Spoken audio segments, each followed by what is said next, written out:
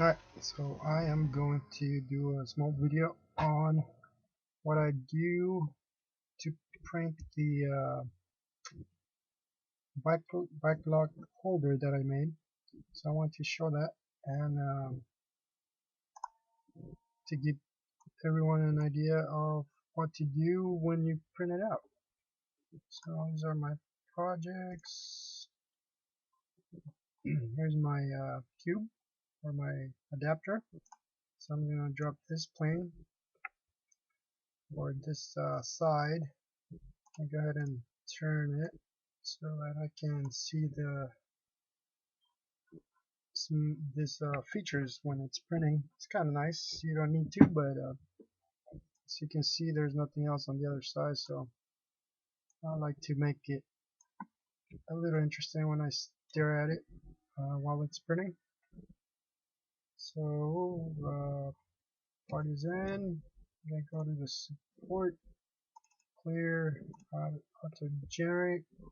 So here are my supports. The holes are small enough that you won't need that, and they're very shallow too, so they work fine. This one you can leave.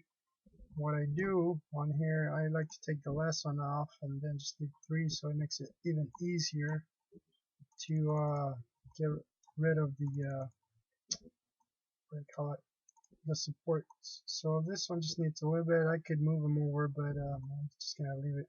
It's no big deal. I printed it without any of them, and I had one hanging, so that's why I leave uh, a couple there, just so that it has some support. The reason I like to take the back one off because sometimes it's hard to clean the back there, so it doesn't really need a lot or any, but I like to leave a couple there just to get a little bit of support. So that looks good. That's pretty much it there. And here I have my X hole. On this one, I like to get rid of anything that's closer to the part.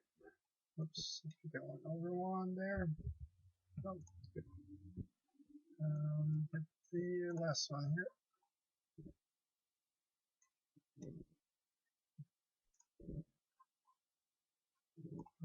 See, like these, you don't really need that. Actually, don't. I could go in more, but I'll leave this alone. You know what? I'm trying to remember if I need 2 or 1. I think 2 made it pretty hard to take out, but I can't remember. So I'm just gonna leave it alone. If worst comes to worst, you can just use a screwdriver to go ahead and clear this and clean the hole, so that's no big deal. Alright, so I got all the sides done.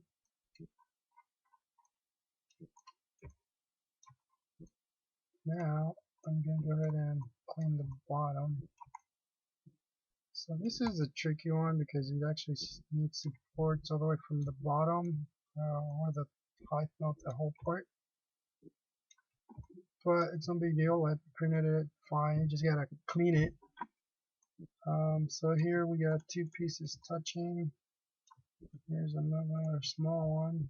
Sometimes it gives me random stuff, but I like to check to make sure that they're not touching. If it's not touching, I leave it. And then I'll go ahead and add 1 or 2 more, since this is a very what do you call it? The long piece here, so you do need some kind of support. Looks good. As long as it's not touching, it'll be fine. When it starts, some of these come off, but otherwise it's fine. The reason you want that is obviously because it's so tall and that needs to make a bridge up there. But this piece is small enough where I don't worry too much about it. And that's how I do it. Now I just go ahead and give it a slice. Change the layer to whatever you want. I've been using this right now, and it's working fine. These are just, I have to do a loop count of 2 because the software will not close my walls, at least for this version, which is 1.10 for the Craftware, if you're using this. This is something I found with larger parts, so that's what I'm using now. Let's see here, retract prime, I went down to 60. What this does is basically lowers the amount of stringing that you get. I like using this here on my settings because if I use the first one, which is a default, I find my holes to be a little bit not quite right. So this kind of cleans it up. Not just the holes, but the actual the layers on the bottom, they're smoother. Um, what I meant to say on here is that when you have holes and you do this order, what happens is you get those some weird lines in the middle of the bottom there. So this kind of gets rid of that, and then the whole if you're making a big part, for example, it makes the whole part a lot smoother. Say you get a 2-inch plate or whatever. I found this to be make a difference, and some people suggest excuse me, a different order. um, I found this one to give me the least amount of time, meaning it's the one that cut the time a little lower than all the others, so that's why I also use it. I didn't want. I changed this before, and I guess I'm pretty bad. Not so great prints, but so I left it all a default and just changed this one a little bit because it's actually 82. So I just lowered it a little bit and then just left that alone. This one you can go up to maybe 50 or so, but the lower you go, obviously, the better the print. So that's a small part, so I don't mind. Then that's the defaults. So this is 215 degrees Celsius and 55 degrees Celsius. Of course, I'm using PLA here, so this is just for PLA, and those settings have been working fine. G codes, these are defaults. I haven't changed anything. I had something for the bed to get lower when it's done, but every time I change from ABS to PLA and vice versa, this thing kept getting reset, so I just gave up on it for now. Since I was testing ABS, let's see what else. That's pretty much it. And then I was doing, what was it, 2 layered height of 250? Was it? Can't remember. I think it was 250. I have tried at 3. It come out okay with the slower speed. So even at 3, you still get a pretty decent quality when you slow everything down. So that's, I recommend the triangle grid.